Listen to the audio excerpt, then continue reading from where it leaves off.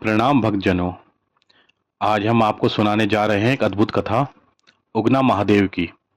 यह कथा केवल एक लीला नहीं बल्कि यह सच्ची भक्ति की गवाही है। इस कथा में आप जानेंगे कि किस प्रकार भगवान शिव स्वयं अपने भक्त विद्यापति के सेवक बन गए। अगर आपका मन भी भोलेनाथ में अटूट प्रेम और भक्ति से भरा है तो यह कथा आपके हृदय को गहराई तक छू जाएगी। तो भक्तजनों, कृपया अंत तक सुनिए और अगर आपको कथा अच्छी लगे तो भक्ति आलोक चैनल को अवश्य सब्सक्राइब करें। बहुत समय पहले मिथिला, जो वर्तमान में बिहार कहलाता है, उसमें विद्यापति नाम के एक महान कवि और शिव भक्त रहते थे। विद्यापति जी का जीवन अत्यंत सरल था। वे गरीब थे, लेकिन उनका हृदय शिव भक्ति से ओतप्रोत था। हर दिन वे भोलेनाथ का स्मरण करते, भजन गाते और अपने जीवन को भगवान के चरणों में समर्पित कर देते थे। एक दिन कैलाश पर माता पार्वती ने भोले जी से पूछा, स्वामी, आप कहते हैं कि आपके भक्तों का प्रेम आपको बांध लेता है। क्या कोई ऐसा भक्त है जिसके लिए आप अपना सारा वैभव त्याग सकते हैं? भोलेनाथ मुस्कुराए और बोले, हाँ देवी, मिथिला में विद्यापति नाम का एक कवि है। उसकी भक्ति इतनी सच्ची है कि मैं उसका सेवक बन के भी रह सकता हूँ। यह सुनकर माता पार्वती चकित रह गई। विद्यापति जी रोज भगवान शिव का नाम जपते थे। एक दिन उन्हें किसी सेवक की आवश्यकता पड़ी। तभी एक सुंदर युवक उनके दरवाजे पर आया और बोला, मालिक, मेरे नाम उगना है। क्या आप मुझे अपना सेवक बना लेंगे? विद्यापति जी ने उसे देखा, मन में कोई प्रश्न नहीं करा। उन्होंने तुरंत स्वीकार कर लिया। उन्हें क्या पता था यही उगना वास्तव में स्वयं भगवान शिव हैं। उगना यानी भोलेनाथ हर समय विद्यापति जी की सेवा में रहते। जब वे यात्रा पे जाते तो उगना उनके साथ रहता।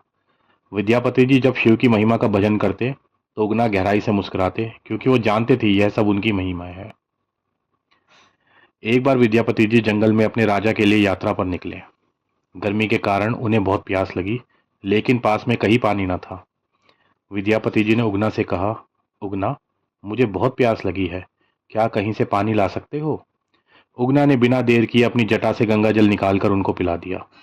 विद्यापति जी यह देखकर आश्चर्यचकित रह गए और बोले, उगना, तुम्हारे पास यह गंगा जल कैसे आया? उगना मुस्कुराए और बोले, मालिक, बस मान लीजिए कि आपके सेवक का स्वामी बड़ा दयालु है। विद्यापति जी को संदेह हुआ कि यह साधारण मनुष्य नहीं हो सकता। समय बीता और एक दिन विद्यापति जी ने उगना पर जोर दिया कि वह अपना असली परिचय बताए। तब उगना बोला, मालिक, मैं आपका सेवक ही नहीं, आपका इष्ट देव शिव हूँ। आपकी भक्ति से प्रसन्न होकर मैं स्वयं उगना के रूप में आपके पास आया हूँ। यह सुन विद्यापति जी की आंखों से आंसू बहने लगे। उन्होंने भगवान शिव के चरण पकड़ लिए। भोलेनाथ ने उन्हें गले लगाया और बोले, भक्ति में शक्ति है, प्रेम में बल है। जो सच्चे मन से मुझे पुकारता है, मैं उसके लिए सब कुछ त्याग सकता हूँ। उगना महादेव की कथा हमें यह सिखाती है कि भगवान को पाने के लिए बड़े यज्ञ, हवन या आडंबर नहीं चाहिए। जो सच्चे मन से बिना किसी लालच के भक्ति करता है, उसके जीवन में भगवान स्वयं उतर आते हैं। भक्तजनों, यह थी उगना महादेव की अद्भुत और हृदय स्पर्शी कथा। इस कथा से हमें यह सीख मिलती है कि भगवान शिव केवल संहार के देव नहीं, बल्कि करुणा और प्रेम के सागर हैं।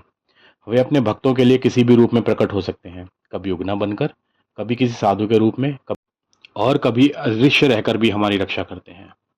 भगवान शिव की महानता इतनी विशाल है कि वे त्रिलोकीनाथ होकर भी स्वयं को अपने भक्तों के सेवक बना लेते हैं। उनकी महिमा यही है कि वे अभिमान नहीं, केवल भक्ति को स्वीकार करते हैं। शिव वही है जो भूत, भविष्य और वर्तमान तीनों का कल्याण करते हैं। जो कोई सच्चे मन से हर हर महादेव का स्मरण करता है, उस पर सदैव भोलेनाथ की असीम कृपा बनी रहती है।